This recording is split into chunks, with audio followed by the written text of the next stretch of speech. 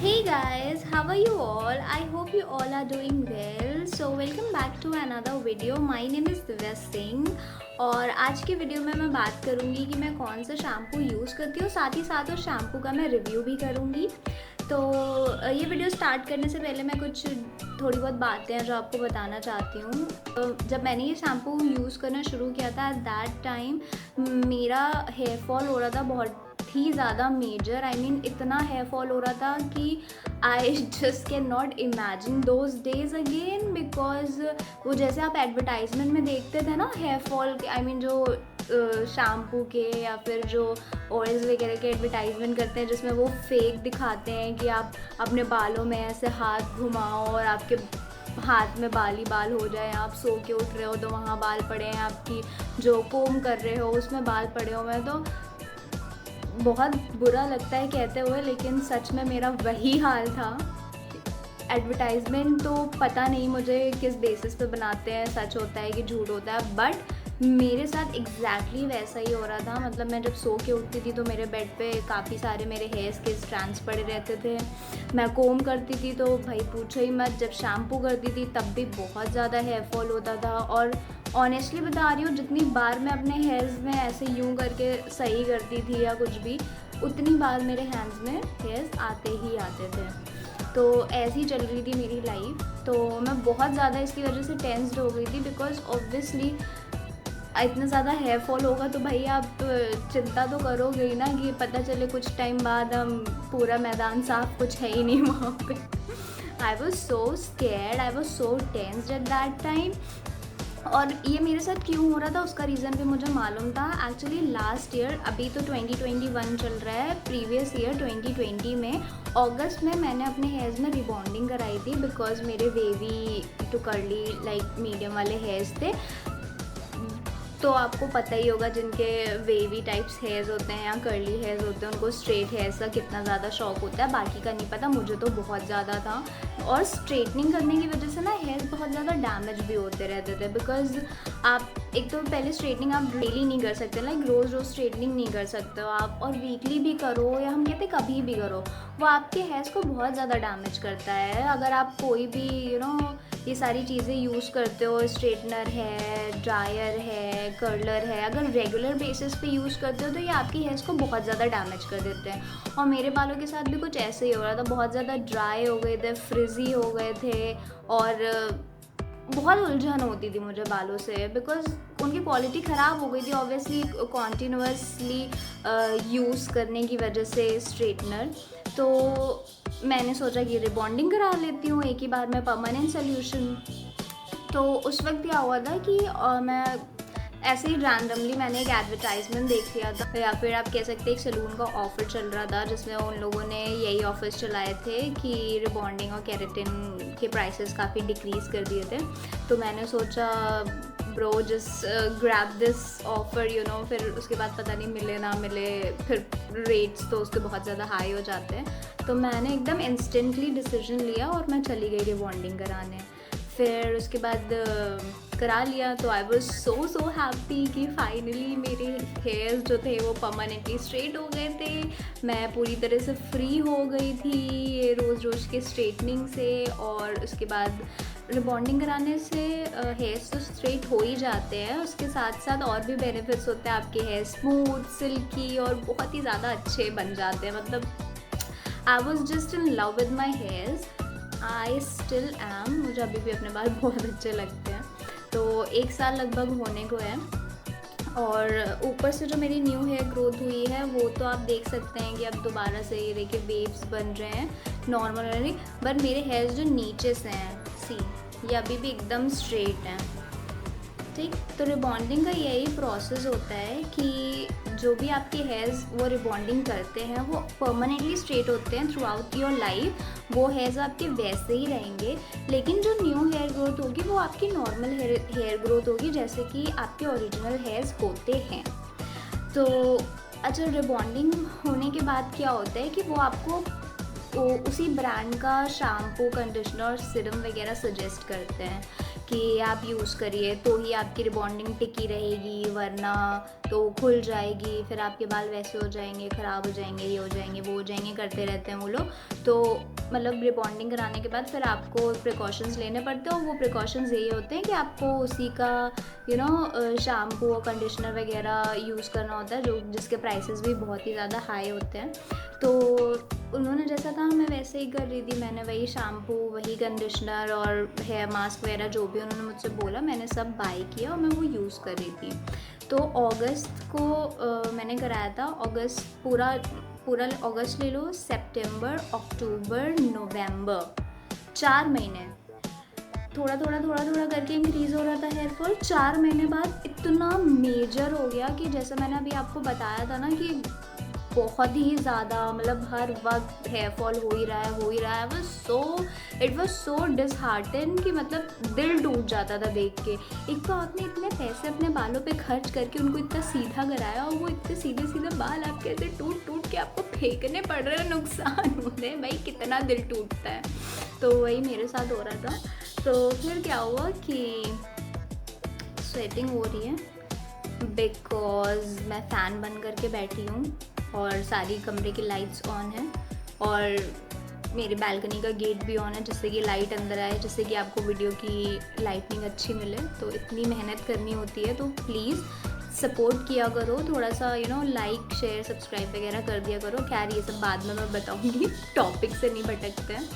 तो हुआ क्या कि बहुत ज़्यादा फिर मेजर हेयर फॉल होने लगा, और इसकी वजह से ना मेरी टेंशन भी बहुत ज़्यादा बढ़ने लगी थी कि शैम्पू, कंडीशनर, मास्क वगैरह तो सब नुकसान कर ही रहा है, जो आपने रिबॉन्डिंग कराई है थोड़ा बहुत उसके केमिकल्स का भी असर तो होता ही है बाल में। फिर टेंशन भी ले लो उसमें से आप, और ऐड ऑन कर लो कि टेंशन लेने की वजह से फिर और ज़्यादा आपका हेयर फॉल इंक्रीज़ हो रहा है। तो हमने कहा भाई बस ख़त्म है यहाँ पे मामला, अब बस बहुत हो गया। हमने कहा भाड़ में जाए इसका शैम्पू, भाड़ में जाए इसका मास्क और कंडीशनर, हम अब कोई ऐसी चीज़ यूज़ करेंगे जिससे मेरे खोपड़ी पे बाल चिपके रहे बस। अब मेरे लिए इम्पॉर्टेंट हो गया था, हेयर स्ट्रेटनिंग का सारा शौक ख़त्म हो गया था। अब बस मुझे अपने हेयर्स को रेस्क्यू करना था, बस अपना हेयर फॉल किसी तरह रोकना था, क्योंकि टचवुड मेरे हेयर्स जो हैं वो नेचुरली काफ़ी सही हैं, और मेरे हेयर ग्रोथ भी ठीक ठाक है, अच्छी है, सब कुछ सही है, बालों में कोई ऐसी कोई दिक्कत नहीं है। लेकिन जो एक्सपेरिमेंट्स करती रहती हूँ ना उसकी वजह से मुझे भुगतना पड़ता है। तो हुआ क्या कि मैंने सोचा कि अब सब जाए भाड़ में, अब मैं सिर्फ अपने बालों को बचाऊंगी, इसके अलावा और कोई मेरा मेन मोटिव था ही नहीं। मैंने कहा अब बस रेस्क्यू योर हेयर। तो क्या हुआ कि मैंने फिर खूब सर्च किया कि कौन कौन सा शैम्पू है। इसमें से कई सारे मुझे पता भी थे कि हाँ ये यूज़ कर सकते हैं, तो इसके बेनिफिट्स होते हैं। तो फिर मैंने सोचा कि ये जो शैम्पू मैं अभी आपको दिखाऊंगी तो ये काफ़ी उस वक्त चल रहा था। हर वक्त कोई भी एप्लीकेशन में यूज़ करूँ ना, इसके एडवर्टाइजमेंट मुझे हर जगह दिखते रहते थे। तो मैंने सोचा let's just give it a try कि देखते हैं कैसा होगा। तो इस शैम्पू के साथ साथ मैंने इसका ऑयल भी मंगाया था सेम ही वेरिएंट में। इस ब्रांड में कई सारे वेरिएंट्स आपको मिल जाएंगे और ऑयल में भी उतने ही वेरिएंट्स मिल जाएंगे। तो मैंने इसका शैम्पू और ऑयल एक ही वेरिएंट का मंगाया था। बहुत पसीना आ रहा है, पिंपल्स भी हो गए और मैंने कोई मेकअप भी नहीं किया है। तो ये रहा वो शैम्पू जिसके बारे में मैं बात कर रही थी। This is wow skin science. तो ये वाओ स्किन साइंस का red onion black seed oil shampoo, red onion, और इसमें क्या क्या है, red onion seed oil extracts है और ब्लैक सीड ऑयल है और प्रो विटामिन B5 है। तो ये है वो शैम्पू जिसको मैं यूज़ कर रही थी, फिर मैंने मंगाया। अब ये शैम्पू ख़त्म होने वाला है, 2 सा बचा हुआ है, इसमें सिर्फ 1 या 2 वॉश का बचा हुआ है। तो मैंने सोचा कि अब ये ख़त्म हो जाएगा तो उससे पहले मैं इसका रिव्यू भी कर देती हूँ, साथ साथ बता देती हूँ कि मैंने किस वजह से शैम्पू को यूज़ करना शुरू किया था और इसके रिज़ल्ट्स मेरे हेयर्स पे कैसे रहे हैं और क्या रहे हैं। तो ये शैम्पू के बारे में मैं पहले आपको थोड़ी सी डिटेल बता देती हूँ, फिर मैं बताती हूँ कि ये कैसा वर्क किया। तो ये आपको पता चल ही गया है कि वाओ स्किन साइंस का है। कौन सा वेरिएंट है, रेड ऑनियन ब्लैक सीड वाला है ये। इसमें और भी कई सारे वेरिएंट मिल जाएंगे बट मैंने इसको यूज़ किया। क्यों यूज़ किया, इस टाइटल की वजह से। यहाँ पे जो ये टाइटल लिखा हुआ है, इस टाइटल में लिखा हुआ है help strengthen soften and restore shine. Strength मुझे अपने हेयर्स में स्ट्रेंथ चाहिए थी कि वो टूटना झड़ना बंद हो जाए। इसमें ये तो नहीं लिखा है कि हेयर फॉल स्टॉप कर देगा, बट स्ट्रेंथ भी भाई बहुत ज़रूरी होती है। तो मैंने इस वजह से इसको यूज़ किया, और इसको लेने के पीछे ये वजह थी कि ये ऑर्गेनिक है। ऑर्गेनिक कह सकते हैं, या फिर मतलब इसमें जो हार्मफुल केमिकल्स होते हैं जैसे कि paraben, sulphate, silicon, artificial colouring, artificial fragrance वगैरह, इसमें कुछ भी नहीं था।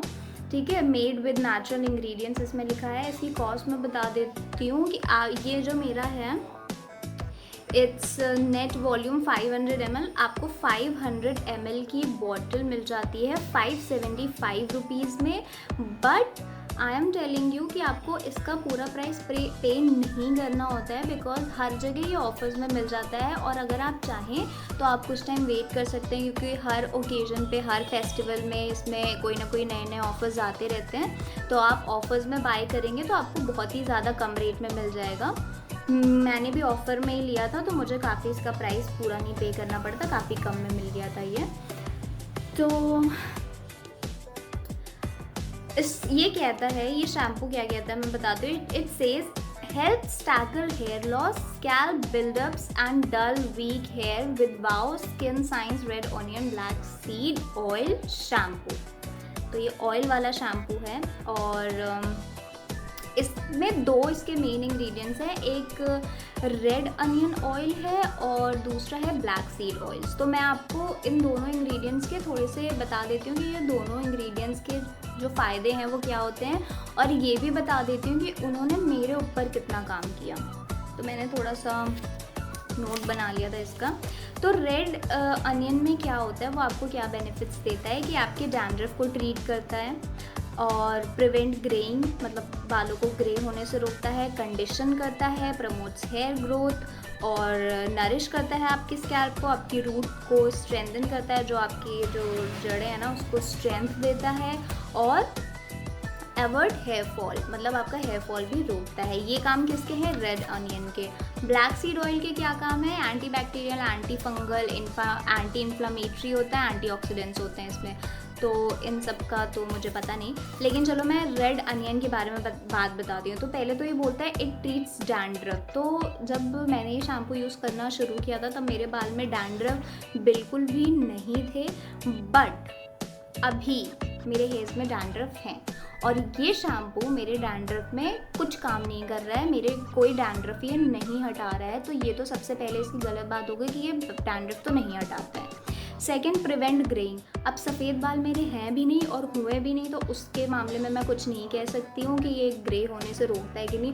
और ये चीज़ें कुछ प्रॉब्लम्स की वजह से होती हैं या फिर टाइम के साथ हो जाती हैं, तो आई डोंट थिंक सो कि एक शैम्पू आपके हेयर्स को ग्रे होने से रोक सकता है। तो इस पर भी ये work I don't think so करेगा। कंडीशनर की बात मैं करती हूँ, तो जब मैं शैम्पू यूज़ करती हूँ और उसके बाद अपने हेयर वॉश कर लेती हूँ, तो मेरे जो हेयर्स है वॉश करते समय ही, जब आप वॉश करेंगे ना, तो ही आपको फील होगा कि हाँ भाई बहुत ही ज़्यादा अच्छा है आपके हेयर्स पे। तो ये कंडीशन तो करता है इसके लिए, यस।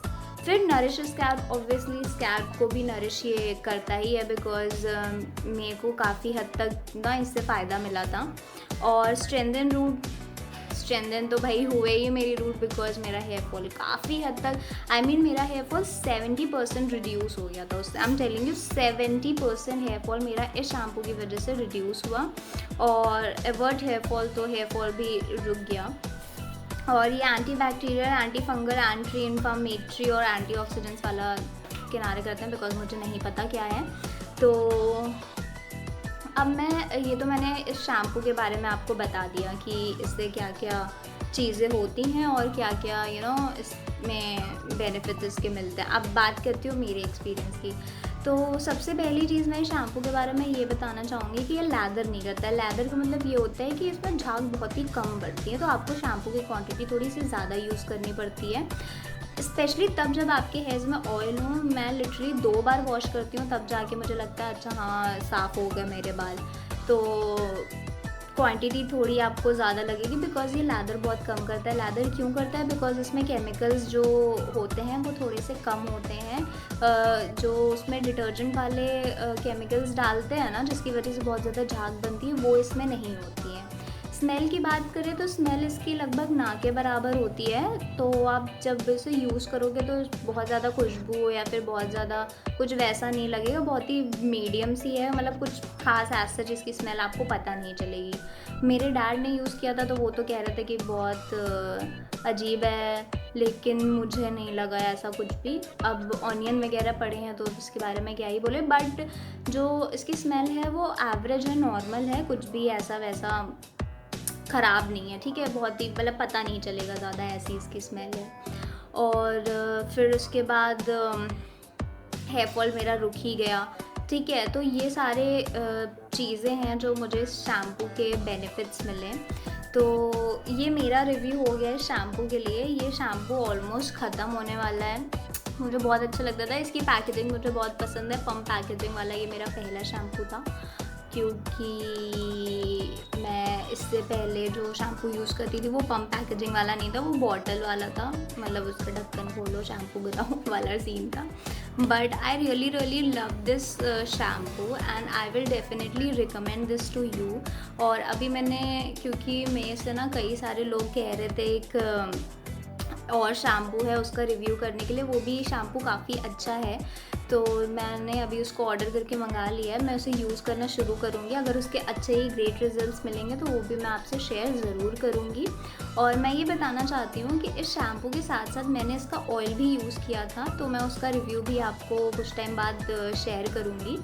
तो that's it for the today's video. और अगर आपको मेरी वीडियो अच्छी लगी हो तो प्लीज़ लाइक किए बिना मत जाइएगा, प्लीज़ मेरी वीडियो को लाइक तो ज़रूर कर देना। और अगर आपको ऐसी ही वीडियोस और चाहिए तो प्लीज़ सब्सक्राइब भी कर देना। एक बात मैं कहना चाहती हूँ कि आज मैं बहुत ही सिंपल तरह से बैठ के वीडियो बना रही हूँ। यूजुअली अगर आप मेरी पहले की वीडियोस देखेंगे तो उसमें आपको दिखेगा कि मैं काफ़ी सारा मेकअप करके और लेंस वगैरह लगा के बैठती थी। तो मैंने डिसाइड किया कि मैं अभी वैसे मतलब नहीं बैठ के बनाऊंगी, बट मुझे आपको ओपिनियन जानना है। अगर आपको मेरा कंटेंट अच्छा लगा या फिर अगर आपको ऐसी ही वीडियोस चाहिए तो मतलब ऑब्वियसली बनाऊंगी, बट अगर आपको मेरी सिंप्लिसिटी पसंद है या फिर अगर आपको कोई प्रॉब्लम नहीं है कि अगर मैं ऐसे सिंपल बैठ के वीडियो बनाऊं, तो मैं कंटिन्यू करना चाहूँगी ऐसे ही। अगर आप चाहते हैं कि मैं प्रॉपर्ली वैसे ही वीडियोस बनाऊँ जैसे मैं पहले बनाती थी, मेकअप वगैरह करके लेंसेज लगा के, तो मैं वैसे भी बनाऊँगी, बट मैं ज़रूर आपको ओपिनियन जानना चाहूँगी कि आप क्या चाहते हैं कि मैं किस तरह से अपने वीडियोस को बनाऊँ, because that will help me to improve my content. मुझे पता चलेगा ना कि व्यूअर्स को क्या पसंद है, उनको मेकअप के साथ वीडियोस पसंद है कि बिना मेकअप के पसंद है। जैसा आपको पसंद है मैं वैसे ही वीडियोस बनाऊँगी। So thank you so much for giving your precious time to me and watching my video, and do comment on below अगर आपको कोई भी वीडियो चाहिए किसी भी प्रोडक्ट में, I will surely make a review on that। और that's it for the today's video। तो ये था मेरा इस शैम्पू के ऊपर रिव्यू और मेरा experience. I hope you like it। Bye guys।